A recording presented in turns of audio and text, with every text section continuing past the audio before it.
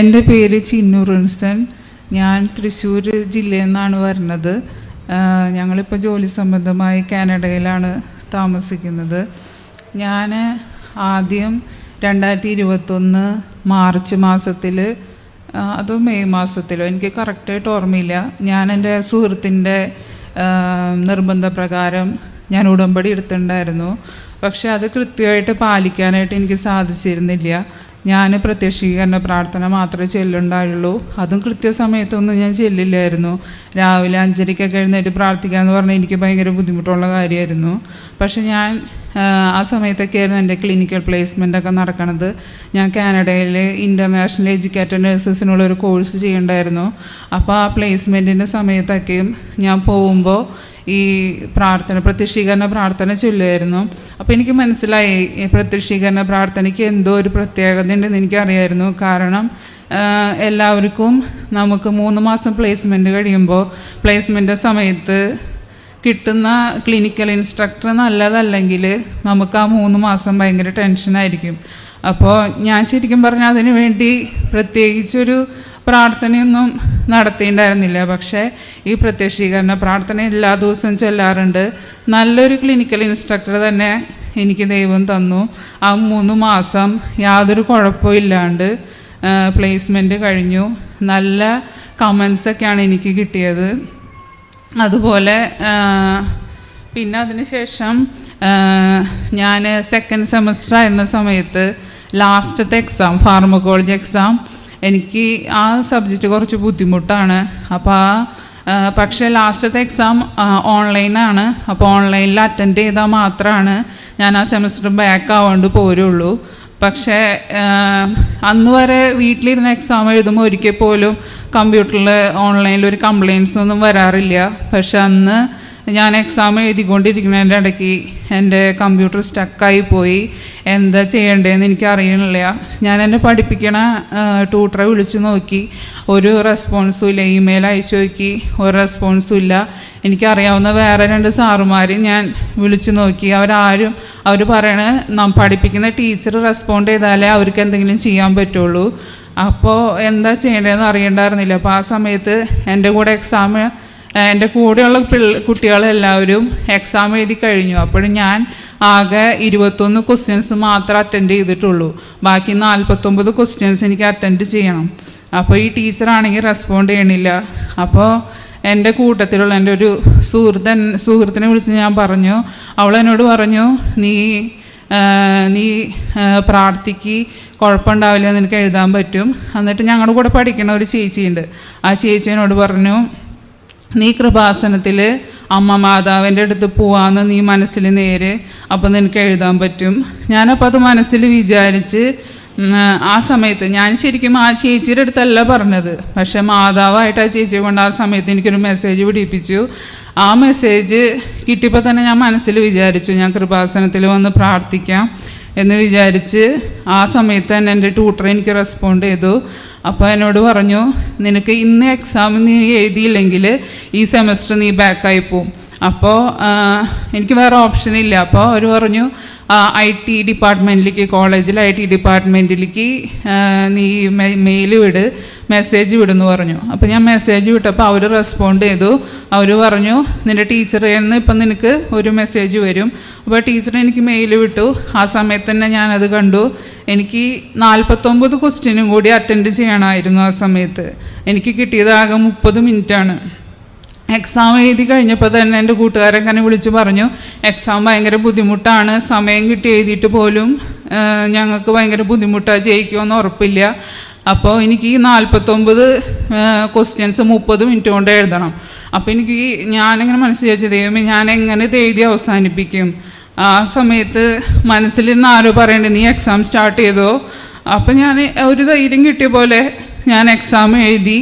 44 second മുമ്പ് ഞാനത് submit ചെയ്തു. ക്വസ്റ്റ്യൻ എന്താണെന്നോ അതിൽ വന്ന ഓപ്ഷൻസ് എന്താണെന്നോ ഇന്നും എനിക്കറിയില്ല.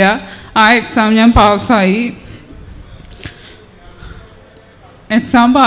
സെമസ്റ്റർ ബാക്ക് ആവാണ്ട് കയറിപ്പോന്നു. അതുപോലെ ഫൈനൽ എക്സാമും ഞാൻ ആദ്യത്തെ പ്രാവശ്യം എനിക്ക് 2 ചാൻസ് ഉണ്ടായിരുന്നുള്ളൂ ഫൈനൽ എക്സാം എഴുതാനായിട്ട്. ആദ്യത്തെ തവണ ഞാൻ ട്രയൽ പോലെ ഞാൻ എഴുതി നോക്കി.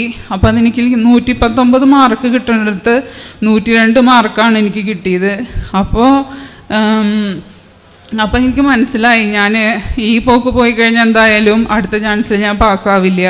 അപ്പോൾ ഞാൻ ഏറ്റവും കൂടുതൽ യൂസ് ചെയ്തായിരുന്നത് ഫേസ്ബുക്കാണ്. അന്ന് ഞാൻ എൻ്റെ ഫേസ്ബുക്ക് എൻ്റെ ഫോണിൽ നിന്ന് ഡിലീറ്റ് ചെയ്ത് കളഞ്ഞു. അതിനുശേഷം പഠിക്കാൻ തുടങ്ങി, നന്നായി പഠിക്കാൻ തുടങ്ങി. അതിനൊപ്പം തന്നെ ഞാൻ ഉടമ്പടി എടുത്തു. ഉടമ്പടി എടുക്കുന്നതിലും ഒരു 10 ദിവസം മുമ്പ് ഒരു grey colour, silver grey colour ഒരു ഷോൾ എനിക്ക് കിട്ടി. അത് ഞങ്ങൾക്ക് ഫുഡ് ബാങ്കിൽ പോകുമ്പം ചില സമയത്ത് അവരങ്ങനെ ഗിഫ്റ്റ് തരും. അപ്പോൾ അത് പൊട്ടിക്കാത്ത പുതിയൊരു ഷോളായിരുന്നു.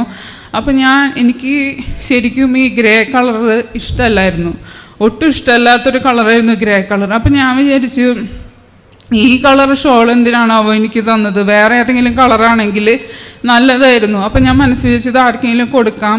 പിന്നെയാണ് എനിക്ക് മനസ്സിലായത് ഈ ഗ്രേ കളർ ഷോള് തന്നത് മാതാവായിരിക്കും. അങ്ങനെ ഞാനത് സൂക്ഷിച്ചു വെച്ചു. ഇവിടെ കൃപാസനത്തിലെ പ്രാർത്ഥനകളൊക്കെ കേൾക്കുമ്പോൾ ഞാനത് യൂസ് ചെയ്യാൻ തുടങ്ങി. അങ്ങനെ ഇവിടെ ആഗോള ജെറിക്കോ പ്രാർത്ഥനയൊക്കെ നടക്കുന്ന സമയത്ത് ഞാനത് യൂസ് ചെയ്തിട്ടാണ് പ്രാർത്ഥിക്കാറ്. പിന്നെ അങ്ങനെ ഫൈനൽ എക്സാം എഴുതി, അത് പാസ്സായി. ആ എക്സാം എനിക്ക് ഭയങ്കര ബുദ്ധിമുട്ടായിരുന്നു. ഒരു ദിവസം മുമ്പ് എൻ്റെ സീനിയറിൽ ഒരു ചേച്ചി എന്നെ വിളിച്ച് പറഞ്ഞു, ഇമ്പോർട്ടൻ്റ് ആയിട്ടുള്ള ഭാഗങ്ങളൊക്കെ നീ പഠിച്ചോ. ആ ചേച്ചി ഓൾറെഡി ആ ഭാഗങ്ങളൊക്കെ എനിക്ക് അയച്ചു തന്നായിരുന്നു, പക്ഷെ ഞാനത് മറന്നുപോയി നോക്കാനായിട്ട്. അപ്പം ഞാൻ എഴുതി വെച്ച 3 നോട്ട് ഉണ്ടായിരുന്നു. അപ്പോൾ ഈ നോട്ടുകളൊക്കെ തലേദിവസം വായിക്കാമെന്നാണ് ഞാൻ വിചാരിച്ചത്. അപ്പോൾ ഞാനപ്പോൾ അത് സത്യം പറഞ്ഞാൽ അതും ഫുള്ളായിട്ട് മറന്നുപോയി.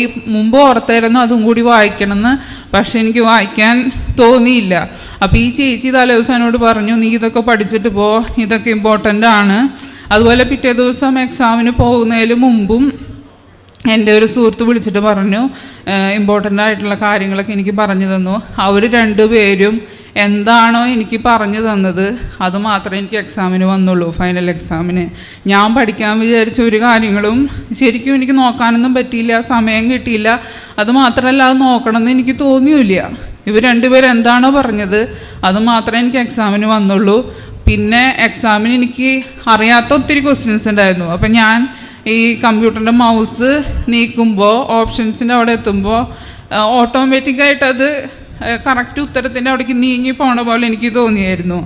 അപ്പോൾ ലാസ്റ്റായപ്പോൾ ഓരോ ക്വസ്റ്റ്യൻ എഴുതുമ്പോഴും ഞാൻ പ്രാർത്ഥിക്കും, അമ്മ മാതാവേ, അമ്മയുടെ പ്രത്യക്ഷീകരണത്തിൻ്റെ ഒരു സ്ഥിരം സാക്ഷിയാക്കി യേശുനാമത്തിൽ എന്നെ ഉയർത്തണമേ എന്ന് പ്രാർത്ഥിച്ചിട്ടാണ് ഞാൻ ഓരോ ഓപ്ഷനും ക്ലിക്ക് ചെയ്യാറ്.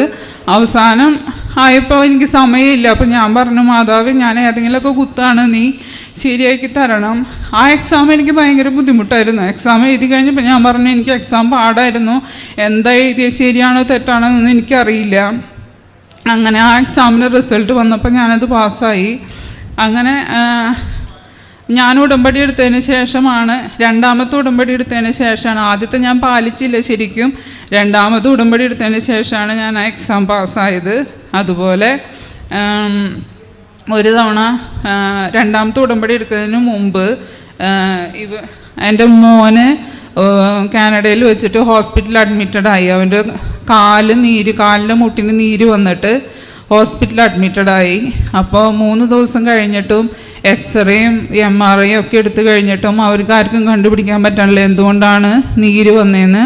അവർ ഫ്ലൂയിഡ് കാലിൻ്റെ മുട്ടിൽ നിന്ന് കുത്തിയെടുത്തിട്ട് ടെസ്റ്റിന് വിടണമെന്ന് പറഞ്ഞു. അപ്പോൾ 3ാമത്തെ ദിവസം ഹസ്ബൻഡ് എന്നെ വിളിച്ച് പറഞ്ഞു, ഇന്നും ഡിസ്ചാർജ് ആക്കുന്നത് തോന്നണില്ല.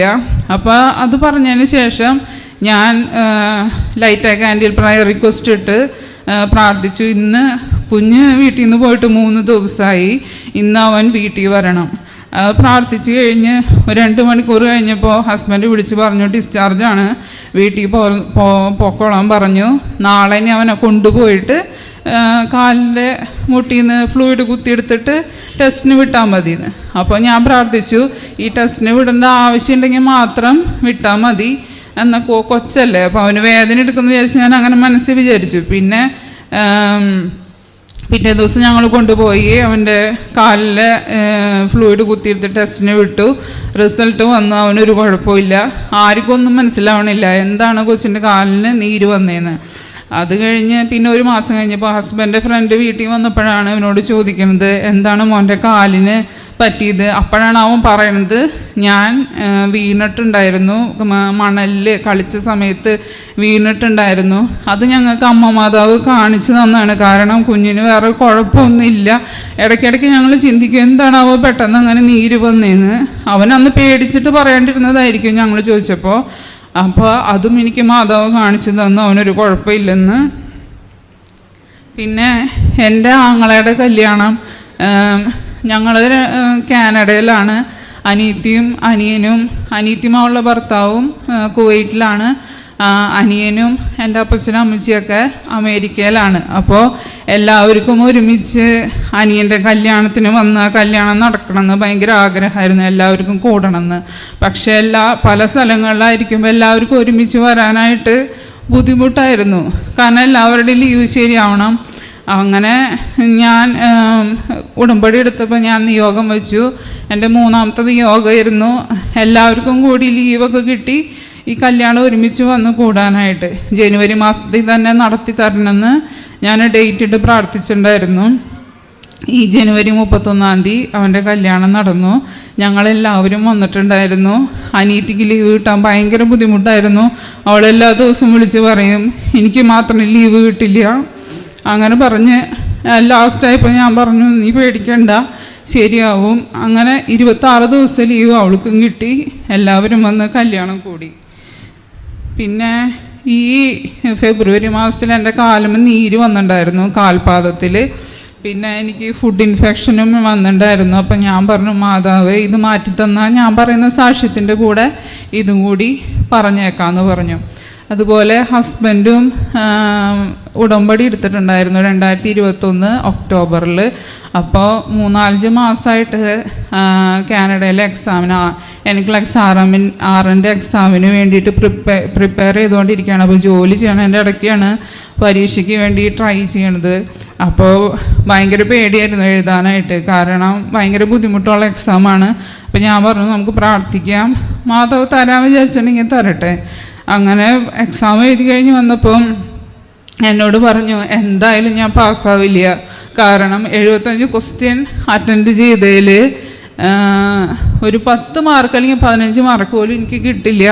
എനിക്ക് അത്രയും ബുദ്ധിമുട്ടായിരുന്നു എക്സാം. നീ ഇനി പ്രാർത്ഥിച്ചിട്ട് കാര്യമില്ല എന്ന് പറഞ്ഞു. അപ്പം ഞാൻ പറഞ്ഞു സാറില്ല നമുക്ക് പ്രാർത്ഥിക്കാം, ഒരു പിറ്റേ ദിവസം രാവിലെയാണ് റിസൾട്ട് അറിയുള്ളൂ.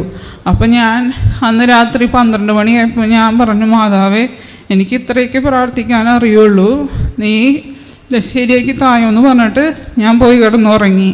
ഞാൻ പറഞ്ഞു 3 മണിക്ക് കരുണയുടെ ജപമാല എത്തിക്കാൻ വേണ്ടിയിട്ട് ഞാൻ അലാം വയ്ക്കില്ല, നീ തന്നെ എന്നെ വിളിക്കണം.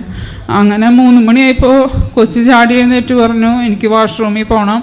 അങ്ങനെ ഞാൻ സമയമൊന്നും നോക്കിയില്ല. അപ്പം ഞാൻ നോക്കി കഴിഞ്ഞപ്പോൾ കറക്റ്റ് 3 മണി എൻ്റെ മാതാവ് എഴുന്നേൽപ്പിച്ചതാണ്. ആ സമയത്ത് ഞാൻ പോയി കരുണയുടെ ജപമാല എത്തിച്ചു കഴിഞ്ഞപ്പോൾ ഇവിടെ ഞാൻ ലൈറ്റ് ക്യാൻഡിൽ പ്രയർ റിക്വസ്റ്റ് ഇട്ടിട്ടുണ്ടായിരുന്നു ചേട്ടൻ എക്സാം എഴുതി വന്നു കഴിഞ്ഞപ്പോൾ. അപ്പോൾ അത് അപ്രൂവ്ഡായി എന്ന് പറഞ്ഞിട്ട് മെസ്സേജ് വന്നു. അപ്പോൾ എനിക്കൊരു ആശ്വാസം തോന്നി. അപ്പോഴും ഞാൻ ചേട്ടനെ വിളിച്ചില്ല, ചേട്ടൻ കിടക്കല്ലേ, ആകെ വിഷമിച്ച് കിടക്കല്ലേ, ഞാൻ വിളിച്ചില്ല. അത് കഴിഞ്ഞ് 4 മണിക്ക് എഴുന്നേറ്റ് 4 മണിക്ക് റിസൾട്ട് വന്നതാണ്. പക്ഷെ 5 മണി വരെ ചേട്ടനെ പേടിച്ചിട്ട് നോക്കിയില്ല. റിസൾട്ട് ആദ്യത്തെ പ്രാവശ്യം എഴുതുന്നില്ല. അപ്പം ഞാൻ പറഞ്ഞു വിഷമിക്കേണ്ട, കാരണം ആദ്യത്തെ പ്രാവശ്യം RNൻ്റെ എക്സാം പാസ്സായില്ല എന്ന് പറഞ്ഞാൽ അത് വിഷമിക്കേണ്ട കാര്യമില്ല, പിന്നെയും ട്രൈ ചെയ്യാം. പക്ഷേ 5 മണിക്ക് റിസൾട്ട് നോക്കിയപ്പോൾ RNൻ്റെ എക്സാം ആദ്യത്തെ തവണ തന്നെ എൻ്റെ ഹസ്ബൻഡ് പാസ്സായി.